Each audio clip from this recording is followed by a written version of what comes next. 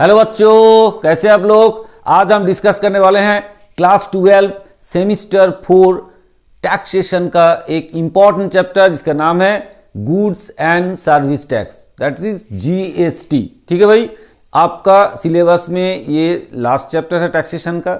इसमें आपको सिर्फ 5 मार्क्स आपका एलोकेट किए गए हैं, लेकिन ये 5 मार्क्स के अंदर आपको एक 2 मार्क्स और एक 3 मार्क्स का क्वेश्चन आने का चांसेस क्या आएगा, तो इसलिए आपको उसी हिसाब से प्रैक्टिस करना पड़ेगा। ये चैप्टर ज़्यादातर थियोरिटिकल पार्ट्स है, थियोरिटी है ज़्यादातर, थोड़ा बहुत न्यूमेरिकल क्वेश्चंस आपके इसके अंदर से आ सकता है, लेकिन ज़्यादातर आपको इसमें थियोरिटिकली क्वेश्चन बनेगा। तो आपको क्या करना पड़ेगा, हमारे साथ साथ में आपको नोट्स को रेडी कर लेना है और पढ़ लेना है, तो आपका काम हो जाएगा। तो आपको कॉपी पेन लेके हमारे साथ बैठ जाना है। ये 1 शॉट है, ये है फर्स्ट लेक्चर भी है, और ये एक ही लेक्चर में हमने पूरा जीएसटी को आपको कंप्लीट करके दिए हैं इस लेक्चर में। तो इसलिए आपको नोट तैयार कर लेना है। जो नोट्स हमने प्रोवाइड किए हैं उसी के अंदर से ही आपको क्वेश्चन मिलेगा, इसके बाहर कुछ पढ़ने का जरूरत नहीं पड़ेगा आपको, इसी नोट्स के अंदर ही आपका क्वेश्चन आ जाएगा एग्जाम में।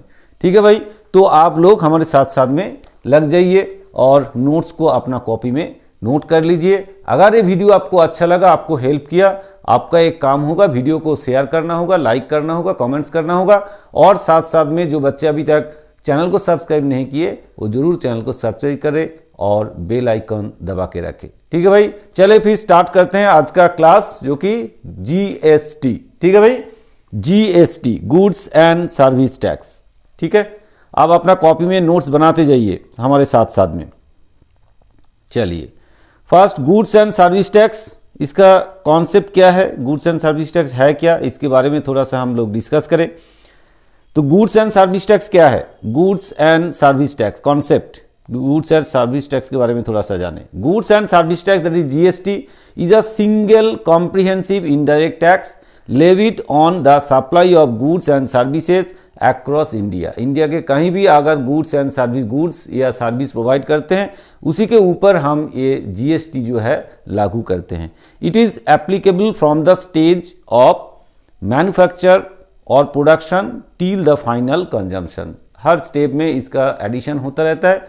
तो मैन्युफैक्चर से स्टार्ट होके बिल्कुल कंज्यूमर तक पहुंचने तक, कंज्यूमर के हाथ में पहुंचने तक ये जीएसटी एडिशन होके जाता है, लागू होता है, चार्ज किया जाता है। ठीक है भाई, आगे चले। तो GST is destination based tax, meaning that tax is collected by the government. कौन कलेक्ट करता है, गवर्नमेंट कलेक्ट करता है। कहां से, वेयर गुड्स और सर्विसेज कंज्यूम्ड, जहां मतलब जिस प्लेस में जाके गुड्स और सर्विस कंज्यूम होगा उसी प्लेस से, मतलब उसी स्टेट से, उसी जगह से गवर्नमेंट जीएसटी कलेक्ट करेगा। मतलब जो जीएसटी पे करते हैं हम लोग, जो हम कंज्यूमर हैं, हम जो पे करते हैं, हम कंज्यूम करते हैं, तो हमसे जीएसटी लिया जाता है। मतलब है जहां पे कंजम्पशन होगा वहीं से आपका जीएसटी कलेक्ट होगा, मतलब जिस स्टेट में, जिस प्लेस में होगा। ठीक है भाई, इसलिए इसको बोला जाता है डेस्टिनेशन बेस्ड टैक्स। जहां कंज्यूम है वहीं से हमें जीएसटी कलेक्ट करना है, गवर्नमेंट को, हमें नहीं, हमें तो देना है, गवर्नमेंट को मिलेगा, गवर्नमेंट वहीं से जीएसटी कलेक्ट करता है। चलिए, तो जीएसटी जो है, GST replaces many indirect taxes with one uniform tax. पहले बहुत सारे वैट वगैरह बहुत सारे टैक्स था, तो उसको रिमूव करके जीएसटी बना है। ठीक है, ने एक यूनिफॉर्म पूरा देश में सेम टैक्स स्ट्रक्चर बना दिए गए हैं। नेक्स्ट क्या बताया गया है कि GST means tax charged eight every stage of supply. Her step में जब भी किसी ने परचेज करके दूसरे को बेच रहा है, फिर तीसरे को बेच रहा है, तो उसमें जीएसटी चार्ज होता है। नेक्स्ट क्या है, input tax credit ensure tax is paid only on the value of addition. मतलब इनपुट टैक्स क्रेडिट मिलता है। इसके बारे में थोड़ा सा आपको थोड़ा सा बता दें, इनपुट टैक्स क्रेडिट का मतलब क्या है। जैसे कि मान लीजिए आपने कुछ सामान खरीदा, आप बिजनेसमैन हैं, है ना, आप बिजनेसमैन हैं, तो आपने क्या किया, मैन्युफैक्चर से एक सामान खरीदा 100 रुपये में। थोड़ा सा आइडिया दे देते हैं। तो आपने क्या किया, इसके साथ 10 रुपया जीएसटी पेड किए, ये हो गया जीएसटी। ठीक है, फिर आपने ये जीएसटी किसको दिए, इस मैन्युफैक्चर को दिए। फिर आपने क्या किया, गुड्स को सेल किया। आपने आप जो 100 रुपये में खरीदे थे उसको आपने दाम लिख दिया 150, तो 150 में आपने बेच रहा है इनको। तो इसके साथ आप क्या करेंगे, और इसका 10% मान लीजिए जीएसटी, तो और 10 रुपये आप मतलब 15 रुपये आप जीएसटी जोड़ देंगे। 15 रुपीज़ जोड़ देंगे। तो ये जो 15 रुपीज़ GST आपने दिया है, तो इसमें देखिए जो 15 रुपीज़ GST आपने दिया है, इसमें से ऑलरेडी 10 रुपीज़ जो आपने ऑलरेडी इनको दिए हैं, तो बाकी इसमें से कितना 5 रुपीज़ आप देंगे किसको, गवर्नमेंट को। तो इसका मतलब क्या है कि जितना आपने 50 रुपये एडिशन किए थे वैल्यू के साथ, तो 50 रुपये का 10% 5 रुपीज़ GST ऐड हुआ। इसका मतलब नहीं कि पूरा GST के ऊपर भी GST ऐड हो रहा है। तो जितना आपने ऑलरेडी एडिशन किए हैं, जैसे कि 150 रुपये एडिशन, 150 में से 50 रुपये आपने एडिशन किए हैं, तो उसी के ऊपर 50 रुपये का 5% GST, 10% GST, दैट इज 5 जो रुपये है 5 रुपीज़ जो है वो एडिशन हुआ। इसका मतलब है जितना वैल्यू एडेड होगा, वैल्यू एडिशन पोर्शन के ऊपर ही GST बढ़ता जाएगा, चार्ज होता जाएगा। यही समझ में, मतलब इसका टैक्स क्रेडिट भी बोला जाता है, इसको इनपुट टैक्स क्रेडिट भी बोला जाता है। ठीक है भाई, गवर्नमेंट को कितना मिलेगा, आप देंगे 5 रुपीज़ और यहाँ से उनको मिलेगा 10 रुपया। देखिए कितना हो गया, 5 और 10 मिला के 15 हो गया। और आपने कितना दिया, जो खरीदा है सामान, जिसने खरीदा है उसने कितना दिया, उसने 15 रुपया दिया GST, और 15 रुपये गवर्नमेंट के पास गया। ठीक है भाई, इस तरह से। चलिए, बंगाली नोट्स भी हमने दिए हैं, थोड़ा बहुत बंगाली नोट्स भी हम इसके साथ प्रोवाइड किए हैं। जो बच्चे बेंगली लिखने वाले हैं, যারা বাংলা লিখবে তাদের জন্য আমি নোটস যতটা সম্ভব দেওয়া যায় দিয়েছি, তোমরা সেগুলো নোট করে নিতে পারো, लिखे रखते पारो। ठीक है, चलिए फिर आगे बढ़ते हैं। आपका जो सिलेबस में है, हर सिलेबस का जो टॉपिक है उसी के आधार पे हमने नोट्स रेडी किए हैं, और आपको दे रहा है कि कोई भी इसमें टॉपिक छूटेगा नहीं, और कोई भी मतलब क्वेश्चन इसमें छूटेगा नहीं। अगर इस पढ़ लोगे आप तो आपको क्वेश्चन जरूर मिल जाएगा। ठीक है, now historical background of GST, कहाँ से GST का ओरिजिन हुआ है, कब इम्प्लीमेंट हुआ है, ये सब।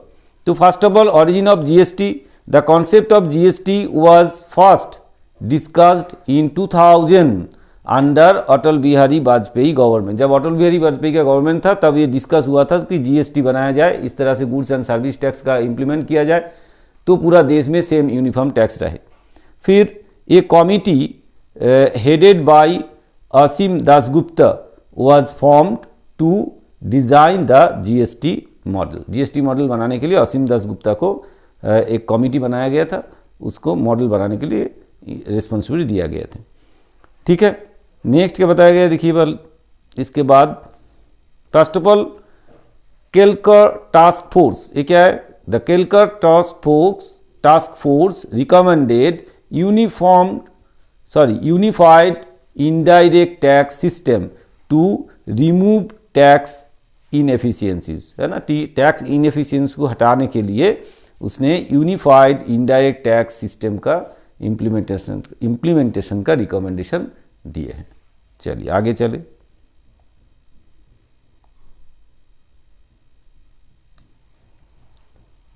नेक्स्ट क्या है, constitutional amendment. The 122nd Constitutional Amendment Act 2016 empowered the central and state government to levy GST। ठीक है भाई, कब हुआ एक्ट, कब अमेंडमेंट हुआ, 2016 में हुआ है। और ये कितना नंबर ऑफ अमेंडमेंट है, 122nd। ठीक है, नेक्स्ट क्या है, आर्टिकल 246A was introduced। ठीक है, GST लागू करने के लिए आर्टिकल 246A सेक्शन जो है आर्टिकल वो लागू किया गया, इंट्रोड्यूस किया गया। चलिए नेक्स्ट आगे बढ़ते हैं। इम्प्लीमेंटेशन कब हुआ, GST वाज इम्प्लीमेंटेड ऑन 1 जुलाई 2017। ठीक है, GST इम्प्लीमेंटेशन हुआ 1 जुलाई 2017, ये आपको याद रखना है। नेक्स्ट क्या बोला गया, देखिए next, indirect tax structure during pre GST period. Pre GST period मतलब GST पीरियड, GST चालू होने से पहले क्या टैक्स सिस्टम था, इनडायरेक्ट टैक्स सिस्टम क्या था, इसके बारे में थोड़ा जाने। Before GST India followed multiple indirect tax system, बहुत सारे टैक्स इसमें लिया जाता था, मल्टीपल इनडायरेक्ट टैक्स था। जैसे सेंट्रल गवर्नमेंट क्या क्या टैक्स लेते थे, सेंट्रल गवर्नमेंट का टैक्स स्ट्रक्चर में क्या क्या था, सेंट्रल एक्साइज ड्यूटी था, लेविड ऑन मैन्युफैक्चरिंग के ऊपर होता था, जनरली मैन्युफैक्चर के। Service tax that is levied on service, कोई भी सर्विस प्रोडक्ट उसके ऊपर होता था। एडिशनल एक्साइज ड्यूटी था, और countervailing duty that is CVD, ये चार्ज होता था। ठीक है, और क्या है देखते हैं। स्टेट गवर्नमेंट क्या क्या टैक्स लेते थे। स्टेट गवर्नमेंट क्या क्या टैक्स कलेक्ट करते थे। एक होता है वैट, वैल्यू एडेड टैक्स था, सेल्स टैक्स था, एंट्री टैक्स था, लग्जरी टैक्स था एंड एंटरटेनमेंट टैक्स था। इतने सारे टैक्स था, अब सबको जोड़ के क्या कर दिए, जीएसटी बना दिए। सेंट्रल गवर्नमेंट का, स्टेट गवर्नमेंट का जितने सारे टैक्स था उसको कंबाइन करके एक साथ क्या कर दिया, जीएसटी बना दिया गया है, गुड्स एंड सर्विस टैक्स बना दिए गए हैं। तो एक ही इसमें यूनिफॉर्मली पूरा देश में सेम टैक्स स्ट्रक्चर चलता है। पहले क्या होता था, कोई स्टेट वैट 12% लेते थे, कोई स्टेट 5% लेते थे, तो अपना तरीके से वैट चार्ज करते थे। तो उसमें पूरा कंट्री में यूनिफॉर्म टैक्स नहीं चलता था, मतलब यूनिफॉर्म इनडायरेक्ट टैक्स सिस्टम नहीं चलता था। तो जीएसटी आके ये हेल्प हो गया कि हर पूरा कंट्री में सेम तरीके का टैक्स स्ट्रक्चर, मतलब यूनिफॉर्म टैक्स स्ट्रक्चर चल रहा है। चलिए आगे बढ़ते हैं धीरे धीरे करके। Now problem of pre GST system, जो प्री जीएसटी सिस्टम अभी आपको बताया हमने, उसमें क्या प्रॉब्लम था, क्यों हमने जीएसटी में कन्वर्ट किए। प्रॉब्लम क्या था, cascading effect of tax, that is tax on tax. Tax दे के हम सामान खरीद के लगे, फिर उस टैक्स के ऊपर भी दोबारा टैक्स जुड़ जाता था। ये प्रॉब्लम था, वो एक समस्या था। दूसरा है lack of uniformity across states. अभी जो बताया आपको, इस स्टेट में कुछ टैक्स रेट है, दूसरे स्टेट में कुछ टैक्स रेट है, तो यूनिफॉर्म नहीं था। और क्या, कॉम्प्लेक्स कंप्लायंस सिस्टम्स, सिस्टम बहुत कॉम्प्लेक्स था, है ना, सबको समझ में नहीं आता था, बहुत ही कॉम्प्लेक्स सिस्टम था। नेक्स्ट क्या है, इंक्रीज प्राइस ऑफ गुड्स। इसमें क्या होता है, टैक्स के ऊपर अगर टैक्स चढ़ा देंगे तो गुड्स का जो प्राइस है वो बढ़ जाएगा, ये एक समस्या थे। नेक्स्ट है obstacle to free movement of goods. अब उसमें क्या था, एक स्टेट से दूसरे स्टेट में जाने के लिए वैट है, सीएसटी है, बहुत सारे टैक्स का, एंट्री टैक्स है, ये बहुत सारे झंझट था। तो इसके केस में ना, तो एक स्टेट से दूसरे स्टेट में सामान जाना बहुत मुश्किल था, उसमें बहुत सारे ऑब्स्टैकल्स आता था एक स्टेट से दूसरे स्टेट में सामान भेजने के लिए। तो वो समस्याएं भी अभी क्या हुआ, वो समस्याएं भी हमने दूर कर दिए। चलिए थोड़ा पानी पीते हैं।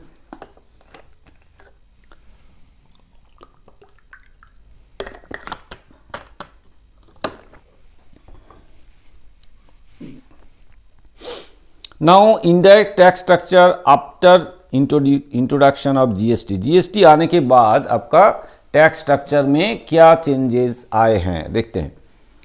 चलिए देखते हैं क्या टैक्स स्ट्रक्चर में चेंजेस हुआ है। GST simplified the indirect tax systems, replacing multiple tax with 3 main components. 3 components इसमें है मेन। क्या है, एक है central goods and service tax, that is CGST, levied by the central government, ये सेंट्रल गवर्नमेंट लेविड करता है। Applicable on intra state supply. Intra state supply का मतलब स्टेट के अंदर, एक ही स्टेट के अंदर अगर सामान खरीदा या सेल किया जाता है या खरीदा जाता है, तो उसमें इंटर स्टेट सप्लाई में, इंटर स्टेट एक ही स्टेट के अंदर अगर सेल होता है, मान लीजिए कोलकाता से कोलकाता में ही सेल हो रहा है, या कोलकाता से वेस्ट बंगाल किसी दूसरे शहर में सेल हो रहा है, तो इसमें क्या होगा कि सीजीएसटी लागू होगा। और क्या है, state goods service tax, SGST, ठीक है। ये कब लेविड होगा, levied by state government. State government इसको लेविड करता है, मतलब स्टेट गवर्नमेंट इसका मतलब ये जीएसटी लेते हैं। और एप्लीकेबल, ये भी आपका इंटर स्टेट सप्लाई, अगर सेम स्टेट के अंदर अगर गुड सेल होता है तो ये एप्लीकेबल होता है। चलिए आगे बढ़ते हैं। Integrated goods and service tax, that is IGST, levied inter state. यहाँ पे इंटर नहीं, यहाँ पे इंटर स्टेट, मतलब अगर एक स्टेट से दूसरे स्टेट में सामान अगर बेचा जाता है, सेल या परचेज किया जाता है, इंपोर्ट्स नहीं, इंपोर्ट्स तो कुछ और हो गया, ये नहीं होगा, सॉरी, हाँ इंपोर्ट्स होगा। मतलब इंटर स्टेट, एक स्टेट से दूसरे स्टेट में अगर सामान हम बेचते हैं या सामान बाहर से खरीद के लाते हैं, मतलब दूसरे देश से, तो हमें ये आईजीएसटी देना पड़ेगा, ठीक है। अगर हाँ ये एक स्टेट से दूसरे स्टेट में सामान बिकता है या कहीं से इंपोर्ट करके लाते हैं दूसरे देश से, तो ये आईजीएसटी इम्पोज होगा। तो इसमें कलेक्टेड बाय, कौन कलेक्शन करता है GST, integrated goods and service tax IGST, central government and shared with state, इसका कुछ पार्ट स्टेट के साथ भी शेयर करते हैं, लेकिन मेनली कलेक्ट कौन करता है, सेंट्रल गवर्नमेंट। ठीक है भाई, क्लियर हुआ? आगे बढ़ते हैं अब। जीएसटी स्ट्रक्चर क्या है? GST followed a dual structure, ठीक है, where both central and state levy tax. क्यों साइमल्टेनियसली? ये डुअल स्ट्रक्चर, इसमें सेंट्रल को भी टैक्स मिलता है एंड स्टेट को भी टैक्स मिलता है, दोनों मिलके टैक्स लेवी करते हैं कंज्यूमर के ऊपर। तो दोनों को ही टैक्स मिलता है, सेंटर को भी मिलता है एंड स्टेट को भी टैक्स मिलता है। ठीक है भाई? अच्छा, जीएसटी का रेट स्लैब क्या है ये भी थोड़ा देख लीजिए। जो एसेंशियल गुड्स है उसके ऊपर कोई जीएसटी नहीं है। एसेंशियल गुड्स मतलब जो हमें बहुत ही एसेंशियल से, उसके अलावा हमारा जिंदगी चल नहीं सकते, तो वो हो गया एसेंशियल गुड्स, जिसके ऊपर कोई जीएसटी नहीं है। नेक्स्ट है बेसिक नेसेसिटीज, जो है उसके ऊपर 5% है। फिर 12% एंड 18% है, किसके ऊपर है? स्टैंडर्ड गुड्स एंड सर्विस के ऊपर 12% एंड 18% है। एंड 28% है लग्जरी गुड्स के ऊपर। ठीक है, लग्जरी गुड्स के ऊपर आपका 28% है। क्लियर है? लग्जरी एंड सीन गुड्स के ऊपर हमें क्या देना पड़ता है? 28% जीएसटी देना पड़ता है। चलिए आगे बढ़ते हैं। फिर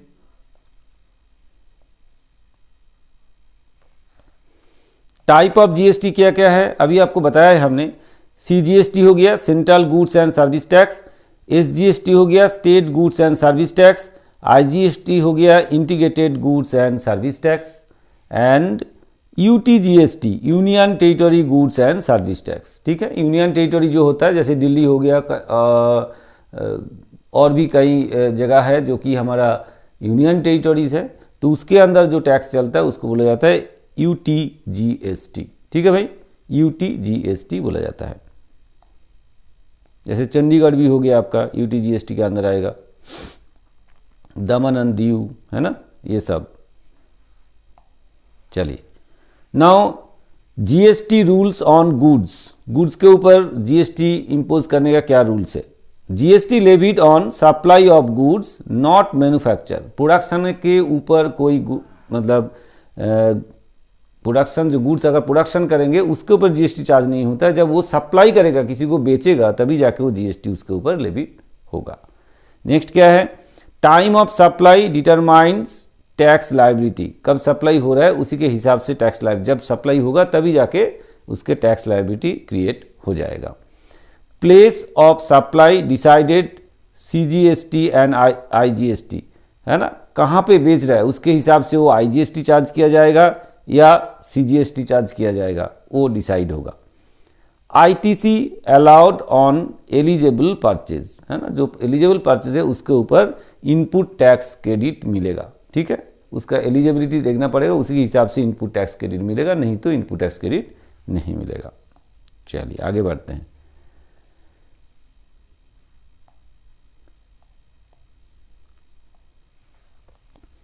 जीएसटी रूल्स ऑन सर्विसेज, ठीक है, सर्विस के ऊपर कैसे है?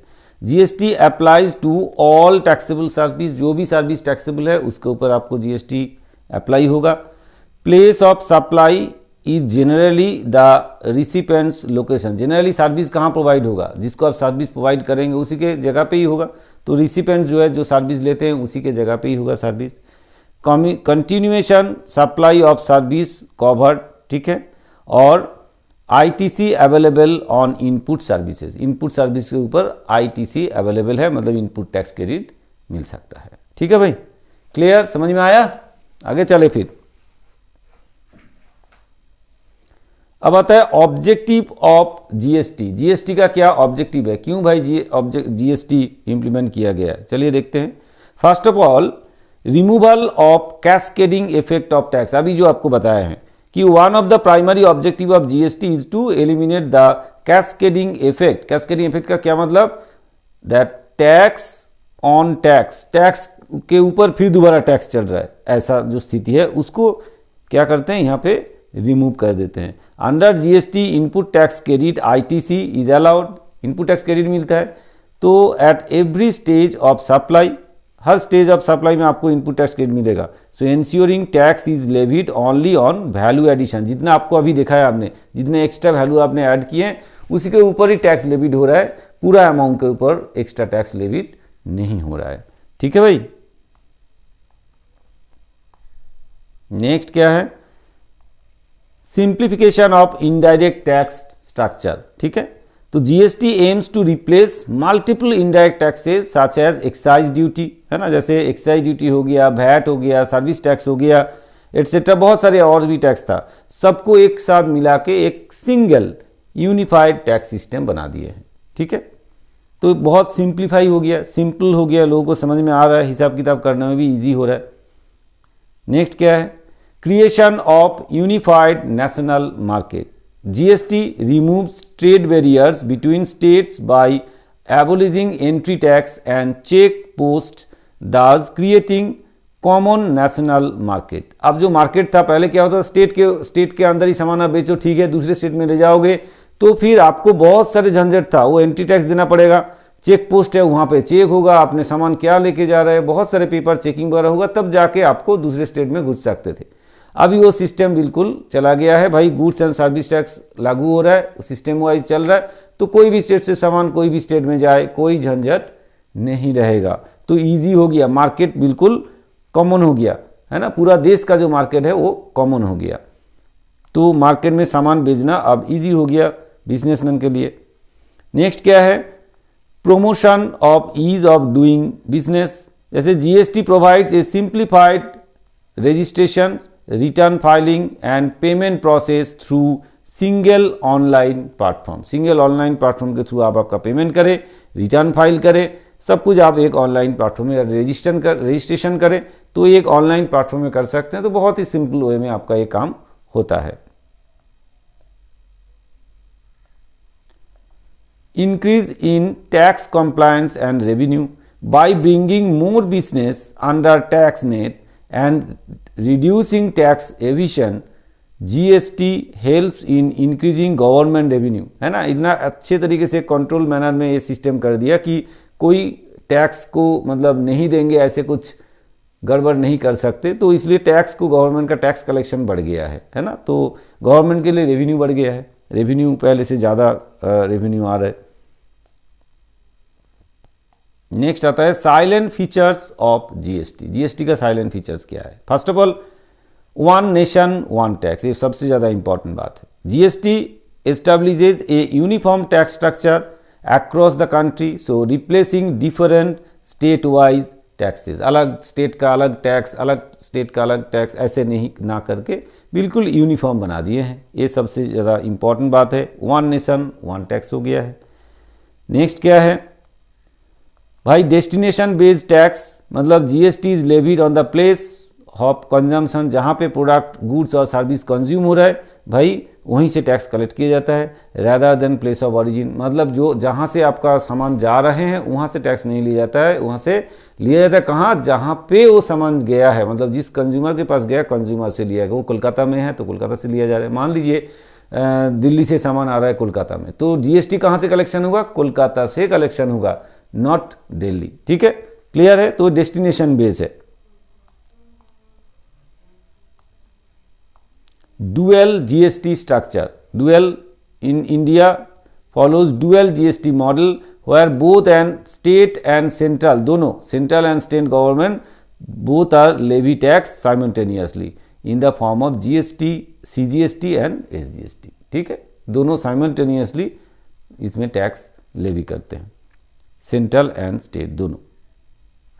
नेक्स्ट क्या है भाई, input tax credit ITC system, क्या है ये, GST allows seamless credit of taxes paid on inputs reducing the overall tax burden, है ना, ओवरऑल टैक्स बर्डन घटा देते हैं। आपने 100 रुपये में सामान खरीदा, 10 रुपये आपने एज ए जीएसटी दिया गवर्नमेंट को, सॉरी आपने जहाँ से खरीदा उसको दिया, फिर आपने उसको फिर जो सेल किए, सेल करने के टाइम पे आपने 15 रुपया जीएसटी कलेक्शन किए, तो आप क्या करेंगे, 10 रुपया ऑलरेडी उसको दिए थे, तो 10 रुपया लेस करके जो 5 रुपया जो एक्स्ट्रा आपने लिया इनके पास से उसी को आपको पे करना है गवर्नमेंट को। तो इसमें क्या होगा कि आपका बर्डन घटेगा, टैक्स बर्डन कम होगा, है कि नहीं।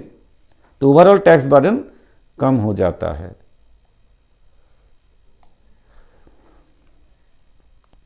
मल्टीपल टैक्स रेट स्ट्रक्चर, देखिए इसमें क्या होता है, 0% भी है, 5% है, 12% है, 18% है, 28% है। To ensure the social and economic balance, जो गरीब है, जो गरीब व्यक्ति है, जो समाज में जिसका इनकम कम है वो कम टैक्स दे, जिसके इनकम ज़्यादा है मतलब जो लग्जरी गुड्स वगैरह यूज़ करे वो ज़्यादा टैक्स देगा, जो कॉमन नेचुरल नॉर्मल गुड्स वगैरह यूज़ करेंगे, जो नेसेसरी गुड्स यूज़ करेंगे उसके लिए टैक्स नहीं देना होगा। इस तरह से डिवाइड किया गया है, ठीक है, तो सोसाइटी को बैलेंस करने के लिए। नेक्स्ट है online compliance systems, GST registration हो गया, रिटर्न फाइलिंग हो गया, पेमेंट सिस्टम हो गया या रिफंड प्रोसेस, हर चीज़ आपका ऑनलाइन प्रोसेस के थ्रू होता है, कंप्लीटली थ्रू जीएसटीएन के सिस्टम में आपका होता है, ठीक है। तो इसमें आपको कहीं दौड़ भाग करने का भी जरूरत नहीं पड़ेगा।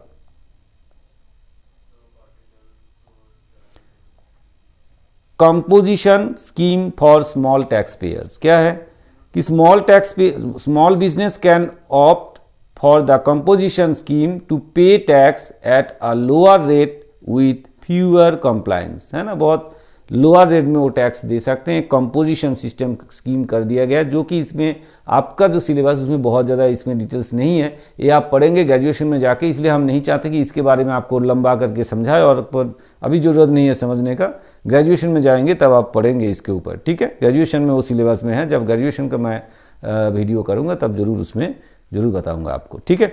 चलिए आगे बढ़ते हैं।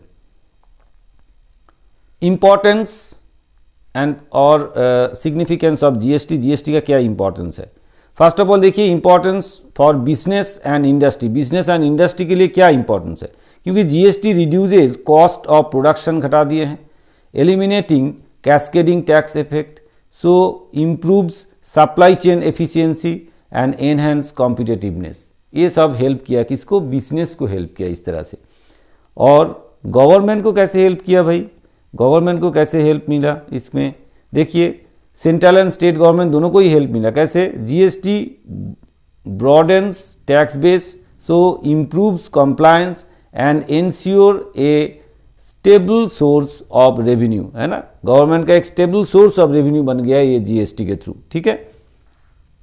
इसमें गवर्नमेंट का टैक्स कलेक्शन करने का जो एफिशिएंसी है वो भी बढ़ा है, तो इसलिए गवर्नमेंट को फ़ायदा मिला है इसमें। नाउ इम्पॉर्टेंस फॉर कंज्यूमर्स, जो कंज्यूम करते हैं, मतलब हम लोग जो कंज्यूम करते हैं, तो इसमें क्या फ़ायदा हुआ है हमारा, consumers benefit from reduced prices due to lower tax burden and greater transparency in taxation, है ना, जो कंज्यूमर है, कंज्यूमर के लिए दाम कम हुआ है प्रोडक्ट का, क्योंकि टैक्स के ऊपर टैक्स नहीं चल रहा है, तो इसलिए जो प्रोडक्ट का प्राइस है वो कम रहता है, इन जनरली पुराना सिस्टम से कम रहेगा। और जो काम होता है टैक्स सिस्टम जो है बिल्कुल ट्रांसपेरेंट है, तो इसलिए उनको समझ में भी आता है कि भाई हाँ इसके ऊपर इतना जीएसटी हम दे रहे हैं, इसको समझ में आता है, तो ये है कंज्यूमर के लिए बेनिफिट। और क्या है भाई, इकोनॉमिक इंपॉर्टेंस क्या है, GST promotes economic growth by encouraging investment, improving logistics and formalising the economy, ठीक है, ये हेल्प करता है, इकोनॉमी के लिए ये हेल्प आता है। मतलब देश का जो ग्रोथ है, कंट्री का जो ग्रोथ है, उसमें ये जीएसटी सिस्टम बहुत अच्छे तरीके से हेल्प किए हैं। चलिए आगे बढ़े। रिडक्शन इन टैक्स इवेशन, लोग टैक्स बचाने के चक्कर में कैसे भी तरह के चोरी चमारी करते थे, टैक्स को बचाने का चक्कर था, बिल नहीं देता था, बहुत सारे काम करते थे। लेकिन अभी क्या हो गया कि the online system and invoice matching, अब जैसे कि क्या होता है ना, बड़े बड़े ऑर्गेनाइजेशन, हम मानो कि हम सामान खरीदा है, तो हमने जो सामान खरीद के हम शायद कुछ बनाएंगे, कुछ बेचेंगे, तो हमें भी अपना बिल को सबमिट करना पड़ता है गवर्नमेंट के पास, और जिसने बेचा है उसको भी वो हमारा बिल जो है उसको भी वहाँ पे सबमिट करना पड़ता है। तो इन दोनों बिल में मैच करवाते हैं, अगर नहीं मैच हुआ तो फिर पकड़ेंगे। तो इसलिए क्या होता है कि दोनों को ही सेम चीज़ मैच कर, मतलब दोनों को ही वही बिल देना पड़ता है, तो कोई घोटाला नहीं कर सकते, कोई फ्रॉड नहीं कर सकते, दोनों को वो बिल का कॉपी, बिल का जो डिटेल्स है वो जमा करना पड़ता है। इसलिए इसमें टैक्स एविशन का चांसेस कम हो गया, तो गवर्नमेंट के पास टैक्स कलेक्शन बढ़ गया है। ठीक है भाई, ये फ़ायदा हुआ गवर्नमेंट के लिए। क्लियर है, यहाँ तक क्लियर है? चलिए आगे बढ़ते हैं। फिर 5 मार्क्स का चैप्टर है, हम नहीं चाहते बहुत ज़्यादा टाइम आपका ले। तो GSTIN क्या होता है ना? GSTIN का क्या मतलब होता है? Goods and service tax identification number. ये एक नंबर है जो गुड्स एंड सर्विस टैक्स का आइडेंटिफिकेशन नंबर। इसका मीनिंग क्या है भाई? Goods and service tax identification number that is GSTIN is a 15 digit unique identification number. तो ये किसको इशू किया जाता है? ये number issue to every tax payer, जो टैक्स पे करता है, who is registered under GST, है ना? जो रजिस्टर किए हैं GST के अंदर, मतलब जो बिजनेसमैन अपना GST में रजिस्टर किए हैं, तो उनको ये नंबर दिया जाता है जिसके अगेंस्ट में वो GST पे करता है गवर्नमेंट को। So it is compulsory for all business whose turnover exceeds a prescribe limit और who are otherwise required to register under GST, जिसको रजिस्टर करना ही पड़ेगा बिजनेस करने के लिए। और कुछ लोग हैं, कुछ बिजनेस में जो एक लिमिट है, जो लिमिट अभी यहाँ बताया नहीं हमने, तो जो लिमिट है, जो लिमिट के ज़्यादा अगर उनका टर्नओवर होगा तो फिर उन्हें ये नंबर लेना ही पड़ेगा। ठीक है भाई, क्लियर? नीड फॉर GSTIN क्यों चाहिए भाई? ये first of all collection of GST from customer, customer से कलेक्शन करने के लिए वो नंबर चाहिए जरूर, उसी नंबर के अगेंस्ट में आप कलेक्ट कर रहे हैं। Filing of GST return, GST return जब सबमिट करेंगे तब इसी के थ्रू, इसी नंबर के द्वारा थ्रू आप करेंगे, क्योंकि आपको आइडेंटिफाई किया जाएगा कि हाँ आप कौन हैं। क्लेमिंग इनपुट टैक्स क्रेडिट, अगर इनपुट टैक्स क्रेडिट आप क्लेम करना चाहते हैं तो इसी नंबर के थ्रू करना पड़ेगा आपको। आइडेंटिफिकेशन ऑफ टैक्स पेयर्स, कौन है व्यक्ति ये जो टैक्स पे कर रहे हैं, उसको आइडेंटिफाई करने के लिए GSTIN नंबर का जरूरत है। तो ये जो 15 नंबर का स्ट्रक्चर जो अभी बताया हमने, 15 नंबर है उसमें से कैसे कैसे नंबर को दिया गए हैं, एक्चुअली ये बहुत इंपॉर्टेंट है। फर्स्ट 2 डिजिट जो है वो है आपका स्टेट कोड, जिस स्टेट में रहते हैं आप उस स्टेट कोड। सेकेंड जो 10 डिजिट है वो आपका पैन नंबर है ना, जो टैक्स पेयर उसका जो पैन नंबर है वो है 10 डिजिट, वहाँ पे लिखेंगे। फिर 13 डिजिट में क्या रहेगा? एंटिटी नंबर, मतलब registration with in the state, ठीक है, वो रहेगा, एंटिटी नंबर रहेगा। फिर 14 डिजिट क्या होगा? डिफॉल्ट अल्फ़ाबेट Z, ठीक है, ये ऑटोमेटिकली रहेगा। और 15 डिजिट रहेगा check code for error detection, ठीक है। इस तरह से 615 जो नंबर है इस तरह से डिवाइड किए गए हैं, ठीक है भाई, क्लियर है? तो 15 नंबर किस तरह से बनेगा समझ में आया? चलिए और आगे बढ़ते हैं।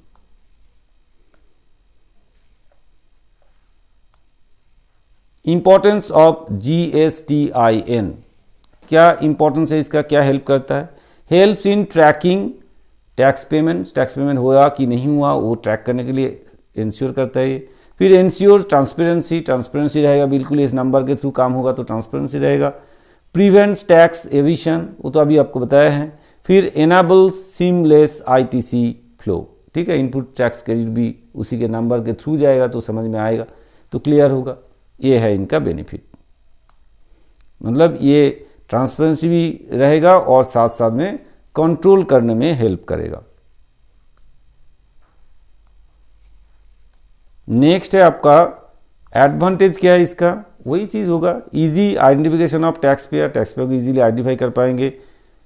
सिंप्लीफाइज कंप्लायंस और रिड्यूसेज डुप्लीकेशन एंड फ्रॉड या डुप्लीकेशन होने का चांसेस नहीं रहेगा, क्योंकि एक ही नंबर के थ्रू होगा ना, तो फिर डुप्लीकेशन या फ्रॉड करने का कोई चांसेस नहीं रहेगा। चलिए अब आते हैं हम GSTN, ये क्या होता है? GSTN का मतलब होता है goods and service tax network, ठीक है, ये होता है नेटवर्क। आप ध्यान दीजिएगा, दोनों में मतलब गड़बड़ ना कीजिएगा। तो GSTN का मतलब है goods and service tax network. क्या है ये? Is a non profit non government company, profit sector भी नहीं है और नॉन गवर्नमेंट कंपनी है ये, that provides the IT infrastructure for implementing GST in India. Simple. It acts the technological backbone of GST system. GST system का mainly technological backbone जो है ये आपका जीएसटीएन है। ठीक है भाई, तो ये क्या है, एक नेटवर्क है, टैक्स नेटवर्क है। तो इसका इंपॉर्टेंस क्या है, क्यों चाहिए भाई ये? फर्स्ट ऑफ ऑल देखिए, ensures transparency in tax paying, tax system में ट्रांसपेरेंसी लाए हैं ये। रिड्यूसेस ह्यूमन इंटरवेंशन, क्योंकि ऑनलाइन के थ्रू काम होता है, बहुत ज़्यादा लोगों का इसमें इन्वॉल्व होने का जरूरत नहीं पड़ता है। प्रिवेंट टैक्स एवेशन, टैक्स चोरी करने का जो सिस्टम उसको बंद कर दिया है, प्रिवेंट कर दिया है, रोक दिए हैं। Improves efficiency of tax administration, tax administration का जो एफिशिएंसी है वो बहुत बड़ा है, मतलब टैक्स को अच्छे तरीके से मैनेज जो करना है वो एफिशिएंसी जो है वो बढ़ गया है इसके थ्रू। ठीक है भाई,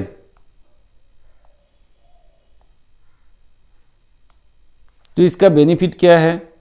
first of all for tax payer, जो टैक्स पे करते हैं उसके लिए क्या, easy online compliance, easy online में वो पे करे। फास्टर रिफंड, अगर उनको रिफंड आए तो फिर तुरंत रिफंड आ जाते हैं ऑनलाइन के थ्रू। रिड्यूस्ड पेपर वर्क कम हो गया उनका, जो भी है कंप्यूटर में इनपुट दो, ऑनलाइन में इनपुट दे दो, काम हो गया। पेपर वर्क बहुत कम हो गया। पहले क्या होता था, पेपर में लिखो, बहुत सारे पेपर बनाओ, फिर उसको सबमिट करो, ये झंझट खत्म हो गया। ठीक है ना। फिर भाई गवर्नमेंट को क्या बेनिफिट मिला?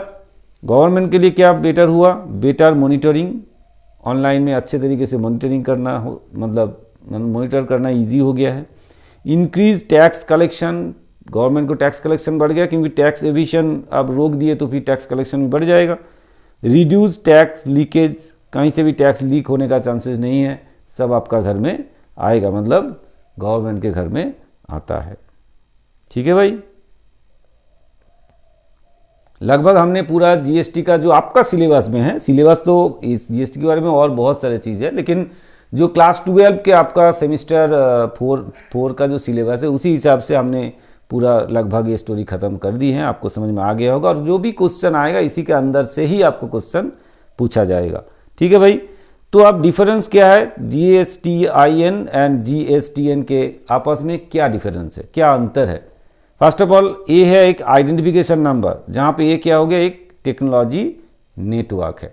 ठीक है, ये गिव्स टू टैक्स पेयर में को दिया जाता है, ऑपरेट्स जीएसटी सिस्टम को ऑपरेट करता है।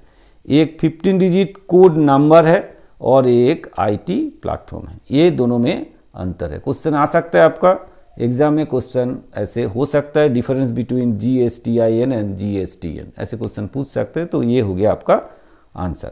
आपको प्रैक्टिस के लिए या नोट्स को तैयार करने के लिए, ये नोट्स तो आप तैयार करेंगे, उसके साथ साथ कुछ क्वेश्चन प्रैक्टिस करने के लिए हमने 2 मार्क्स का कुछ क्वेश्चन, लगभग 10 क्वेश्चंस आपको दिए हैं। आप स्क्रीनशॉट कर लीजिए या इसको लिख लीजिए, है ना। 2 मार्क्स के लिए कुछ क्वेश्चन हमने आपको दिए हैं, जो कि आंसर आपको इसी नोट्स में ही मिल जाएगा। आपको कहीं जाने का जरूरत नहीं पड़ेगा, ढूंढने का जरूरत नहीं पड़ेगा, आपको यही नोट्स में ही आपको ये आंसर मिल जाएगा। ठीक है, तो ये 10 क्वेश्चन है इसके अंदर 2 मार्क्स का।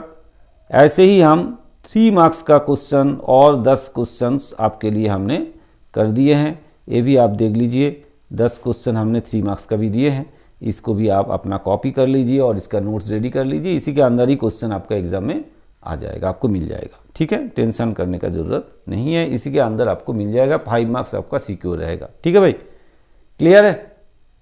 क्लियर। तो आज ना हम कुछ इसके साथ, ये तो पूरा थियोरेटिकल पार्ट जो था हमने आपको क्लियर कर दिए हैं, तो इसके साथ साथ ना कुछ अगर मैथमेटिकल, कुछ न्यूमेरिकल क्वेश्चन आ जाए, तो इस तरह का कुछ आ सकता है, तो उसको हमने कुछ क्वेश्चन ऐसे लिए हैं जो कि आपका न्यूमेरिकल क्वेश्चन है, छोटा छोटा न्यूमेरिकल क्वेश्चन है, जो आपको एग्जाम के लिए हेल्प कर सकते हैं, मतलब आ सकते हैं एग्जाम में, जो आप कर पाएंगे एग्जाम में। तो उसके लिए छोटा छोटा क्वेश्चन हमने कुछ लिए हैं जो आने का चांसेस है ना, आ भी सकते हैं। तो ऐसे क्वेश्चन कुछ हमने लिए हैं जो कि 2-4 आपके लिए हम सॉल्व कर देंगे, मतलब दिखा देंगे कैसे करना है, बाकी आप खुद ही सॉल्व कर पाएंगे। ठीक है भाई, क्वेश्चन हमने लगभग 9-10 क्वेश्चन हमने लिए हैं, तो उसमें से 1-2 क्वेश्चन आपको सॉल्व करके अभी दिखाएंगे, बाकी आप खुद ही कर पाएंगे। जैसे देखिए पहले वाला प्रॉब्लम में क्या बोला गया है आपको, पहला जो प्रॉब्लम है उसमें क्या बोला गया है, a trader in West Bengal sold goods worth 36,000 to a customer in the same state. तो एक ही स्टेट में सेल किया गया है। तो बोला है कि जीएसटी आपका 18% है, तो आपको कैलकुलेट करना है सीजीएसटी कितना होगा, एसजीएसटी कितना होगा।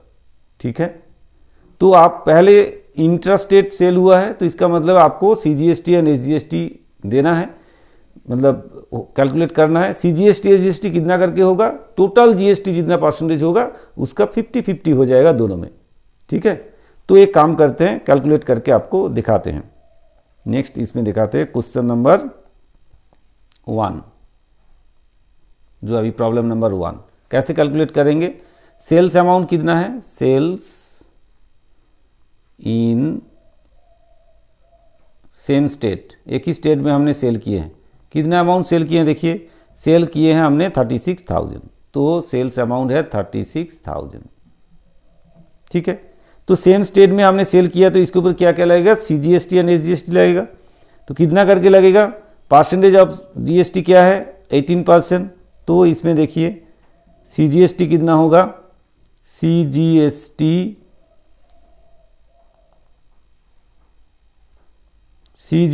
कितना होगा, सीजीएसटी इक्वल टू कितना होगा, सीजीएसटी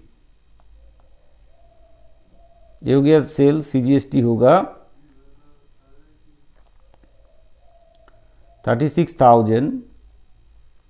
अच्छा पहले आपको दिखा दिया अलग करके, सीजीएसटी कितना होगा एट द रेट 9% हो जाएगा, एसजीएसटी सीजीएसटी दोनों 9% हो जाएगा, तो इक्वल टू कितना होगा 36,000 इंटू 9%, मतलब 9/100। आपको 9/100 करके दिखा देते हैं, 9/100।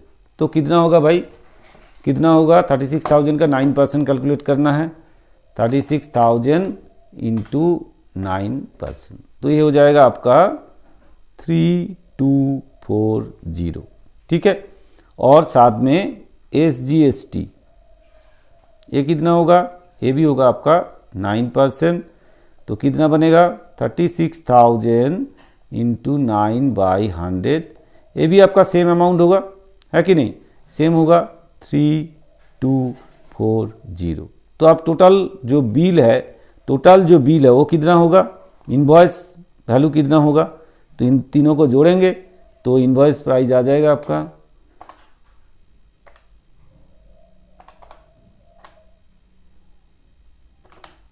36,000 प्लस 3240 प्लस 3240। ठीक है, तो ये आ गया आपका 42,480। ये हो गया आपका इनवॉइस वैल्यू। ठीक है, तो इनवॉइस वैल्यू कितना हो गया, इनवॉइस कितना हो गया 42,480। इस तरह से आपको कैलकुलेट करना है। ठीक है भाई, ऐसे कैलकुलेट, आप तो बिल वगैरह बाजार में सामान वगैरह खरीदते हैं, गुड्स या सर्विस कुछ तो खरीदते हैं, लेते हैं, तो आप देखे होंगे बिल जो बनाते हैं इस तरह से बिल बनाते हैं। ठीक है, चलिए क्वेश्चन नंबर 2 में क्या बोला गया है, a dealer in West Bengal sold goods worth ₹52,000 to a dealer in Bihar. तो वेस्ट बंगाल से सेल किया गया बिहार में, तो जीएसटी रेट कितना है 12%, और आईजीएसटी कितना होगा वो कैलकुलेट करना, और बिल अमाउंट भी कितना होगा। चलिए देखते हैं क्या होगा। तो सेल किया कहाँ पे, दूसरे स्टेट में सेल किया। तो क्वेश्चन नंबर 2 अभी जो आपको बताया हमने, क्वेश्चन नंबर 2, तो सेल ऑफ गुड्स, अच्छा sold of goods from West Bengal to Bihar. ठीक है, कितना सेल किए हैं, कितना अमाउंट सेल किए 52,000, तो 52,000। अगर एक स्टेट से दूसरे स्टेट में हम सेल करते हैं तो क्या इंपोज होगा, आईजीएसटी इंपोज होगा, तो फिर आईजीएसटी होगा, आईजीएसटी कितना होगा एट द रेट, यहाँ पे बोला गया आपको देखिए 12% आपका आईजीएसटी है, तो यहाँ पे एट द रेट 12%, तो कितना बनेगा 52,000 इंटू 12/100, तो 52,000 का 12% कर दीजिए, कितना होगा? 52,000 का 12%, 52,000 इंटू 12%, तो आ गया 6240। अब इसको जोड़ दीजिए 04285, तो ये आ गया आपके पास इनवॉइस वैल्यू।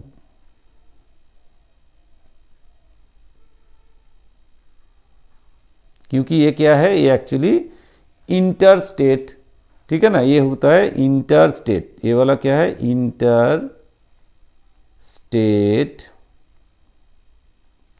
ट्रांजैक्शन, ठीक है, इंटर स्टेट ट्रांजैक्शन। और ऊपर वाला क्या था, intra state transaction,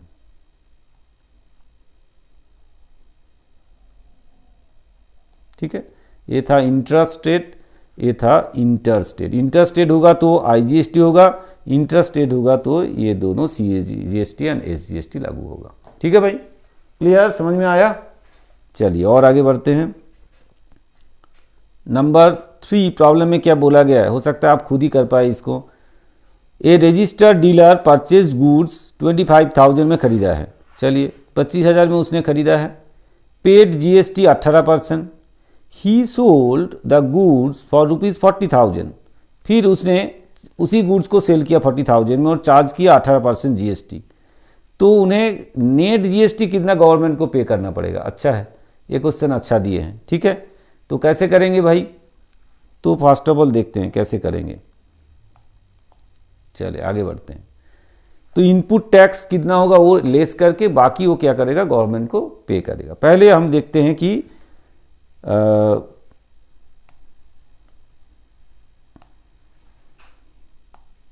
input GST कितना हुआ। अच्छा यहां लिखते हैं, पहले परचेज गुड्स फॉर रुपीज, कितने में परचेज किए हैं? देखिए परचेज किए है उसने 25,000, ठीक है, कहाँ से किए बताया नहीं, फिर बोला है कि उसने गुड्स डीलर से परचेज किए।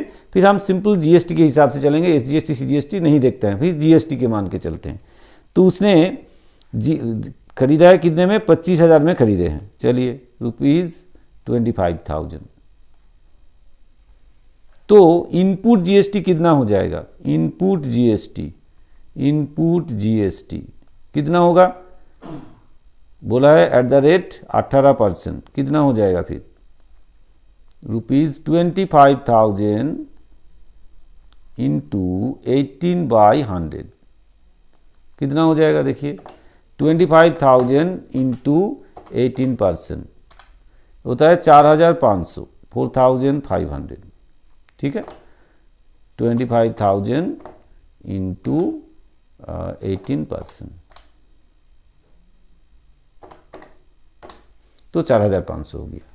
फिर देखिए सेल्स वैल्यू कितना है, इसने सेल कितने में किए हैं? Sales value that is rupees sales value of the goods equal to ₹40,000। तो फिर आउटपुट जीएसटी कितना होगा? आउटपुट जीएसटी वो भी एट द रेट 18%, तो कितना हो जाएगा? 40,000 इंटू 18/100, तो कितना हो जाएगा भाई? 40,000 इंटू 18%, तो 7,200, ठीक है। तो नेट टैक्स पेबल कितना होगा? Net tax payable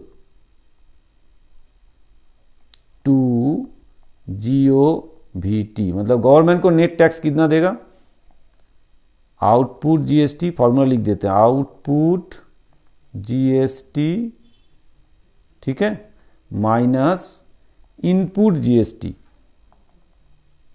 output GST minus input GST. ठीक है, तो कितना आएगा? आउटपुट 7200 और इनपुट है 4500, तो माइनस कर दीजिए। आगे आपका 2700, ये आपको पे करना है। नेट आपको गवर्नमेंट को इतना टैक्स पे करना है। ये होता है इनपुट टैक्स क्रेडिट बोला जाता है। इनपुट टैक्स क्रेडिट लेके बाकी जो बैलेंस है वो गवर्नमेंट में पे करेगा। इसका मतलब है आप पे करेंगे गवर्नमेंट को 2700 और ये जो जिसने आपसे कलेक्ट किया वो भी पे करेगा 4500 और आप पे करेंगे 2700। अल्टीमेटली देखिए आपका जितना आपने ये कलेक्ट किए थे फाइनली उतना ही देना पड़ रहे हैं।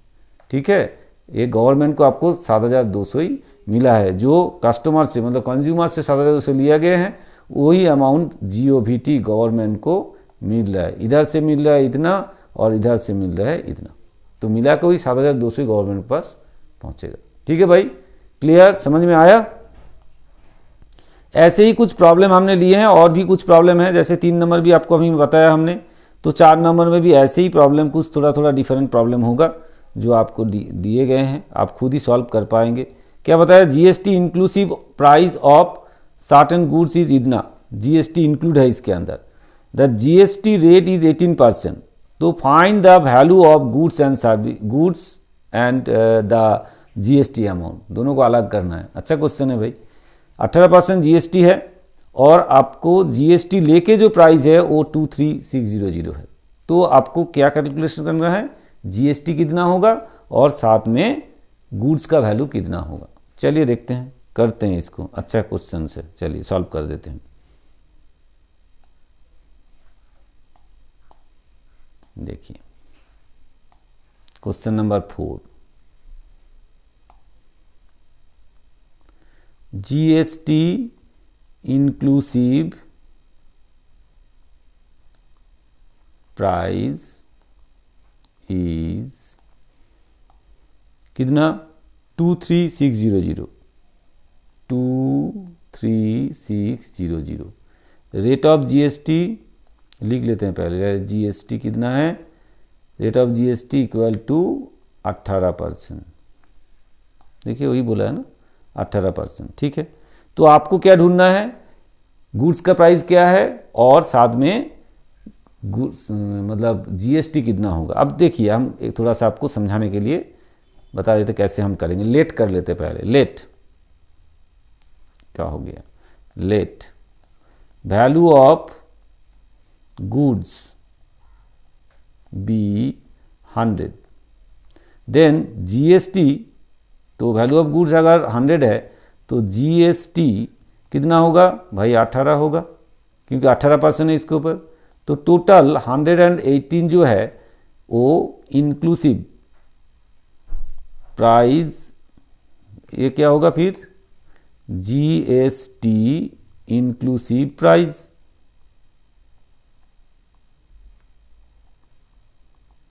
ठीक है ना, 118।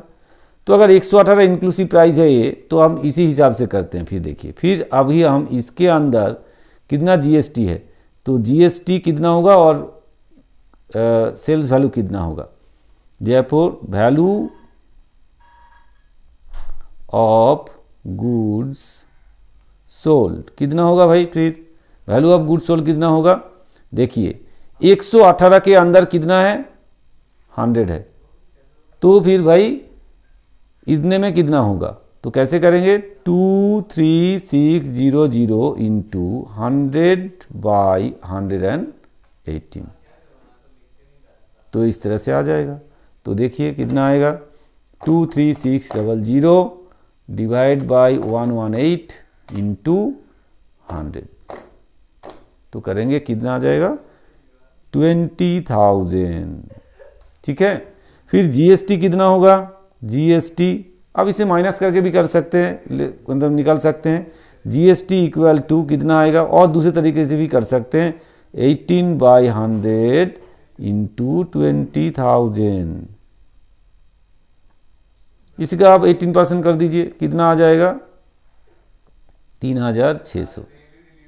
ऐसे भी कर सकते हैं, या आप टोटल जीएसटी इंक्लूसिव वैल्यू से। और दूसरा तरीका क्या है जीएसटी कैलकुलेट करने का, ये भी तरीका है, जीएसटी इक्वल टू दूसरे तरीके से भी निकाल सकते हैं, equal to 23600 minus sales value निकाल दीजिए, फिर आ जाएगा आपका 3600। दोनों तरीके से आप कैलकुलेशन इसको कर सकते हैं, ये भी एक तरीका है। ठीक है भाई, समझ में आया, क्लियर हुआ। इस तरह का ट्रिकी सम आपके एग्जाम में दे सकता है, 3 मार्क्स में या 2 मार्क्स में आपको क्वेश्चन ऐसे पूछा जा सकता है। चलिए ये भी हो गया। Number 5, a consultant provide services worth ₹45,000 within West Bengal, GST rate is 18%, calculate CGST and SGST is. ये देखिए सेम चीज़ है, वहाँ पे गुड्स था, ये सर्विस है, आपको ये खुद से करना है, आपके लिए हम छोड़ दिए, आप करेंगे, ठीक है, हम नहीं करेंगे, आप पिछले वाला साम्स को फॉलो करेंगे और कर लेंगे। दूसरा देख लेते हैं, डिफरेंट होगा तो हम कर देंगे। ए trader bought goods 15,000, paid GST 12%, he sold them at a profit of 25%, charging GST 12%, calculate net GST payable. अच्छा, इसमें थोड़ा सा डिफरेंस है क्योंकि जैसे प्रॉफिट जो ऐड किए ना, वो कितना प्रॉफिट ऐड किए हैं उसके ऊपर फिर वो जीएसटी चार्ज होगा, सेल्स प्राइस निकाल के फिर जीएसटी चार्ज करना पड़ेगा। तो चलिए आपके लिए हम कर ही देते हैं इसको, ठीक है ना, कर देते हैं इसको। चलिए, तो first of all trader bought कितने में खरीदा है, 15,000 में खरीदा है, एंड उसके साथ जीएसटी भी दिया है 12%। तो कितना इनपुट जीएसटी है वो हमें मिल जाएगा, इनपुट जीएसटी कितना हुआ। तो चलिए करते हैं फिर, कितना नंबर है ये नंबर, क्वेश्चन नंबर 6 है, क्वेश्चन नंबर 6 है, ठीक है। चलिए, परचेज प्राइस कितना है,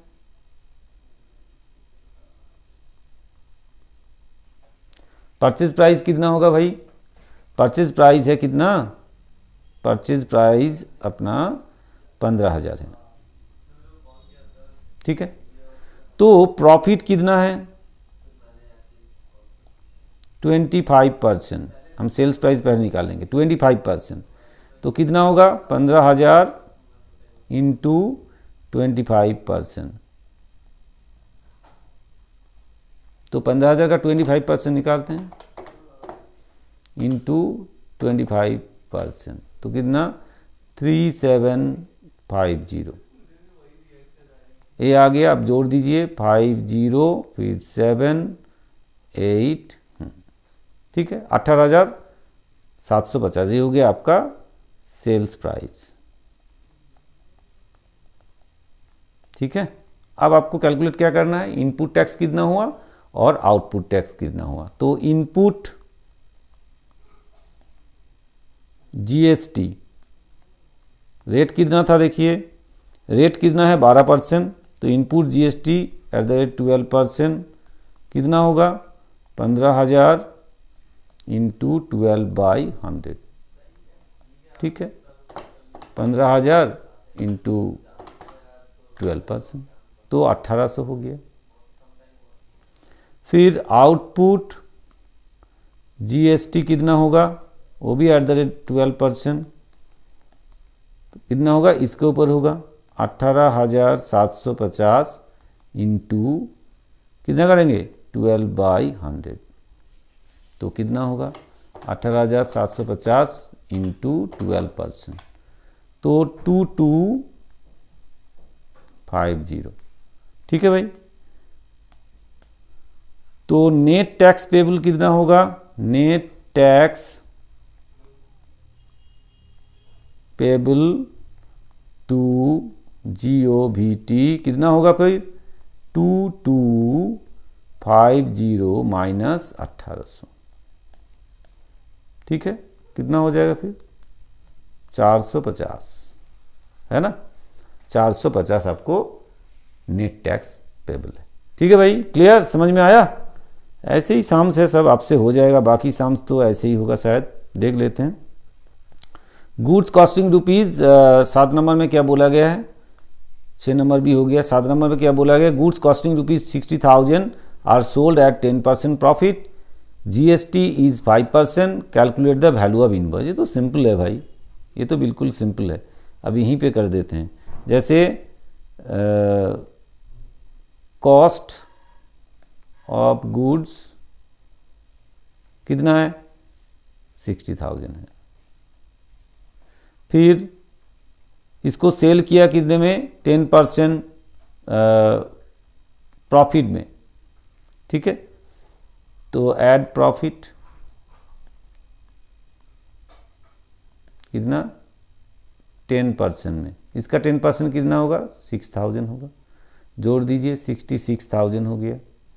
फिर इसके साथ क्या जोड़ेंगे जीएसटी कितना परसेंट 5%, तो इसका 5% कितना होगा 66,000 का 5% 3,300,